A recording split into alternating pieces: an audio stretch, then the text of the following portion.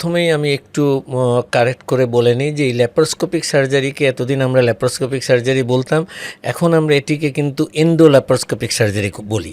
কারণটা আমি সুন্দর করে বলে দিই ব্যাখ্যা করে, কারণ পেটের মধ্যে যখন অপারেশনগুলো করা হয় তখন তাকে আমরা ল্যাপারোস্কোপি বলি।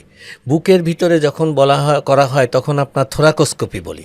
মাথায় যখন করা হয় ক্রানিওস্কোপি বলি। এইভাবে শরীরের সমস্ত জায়গায় কিন্তু অপারেশনগুলা এন্ডোস্কোপের মাধ্যমে করা যায়। তো আমরা সেই জন্য বলি যে এটাকে এন্ডোল্যাপারোস্কোপিক সার্জারি।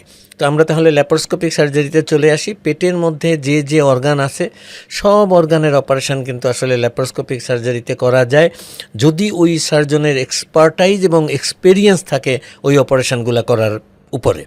তো আমরা বলেছিলাম যে একটি অপারেশন আসলে এখনও করা যায় না, হয়তো ওয়ার্ল্ডের কোনো সময়ই আসলে করা যাবে না, সেটি হলো caesarean section. Because you have to take the baby out as a intact. So intact baby আনতে হলে ওইখানে তো আসলে কাটা থাকতেই হবে। এই একটি প্রসিজিওর ছাড়া বাকি পেটের ভিতরে যে কোনো অপারেশন ল্যাপারোস্কোপি করে আসলে সুন্দর করে করা সম্ভব।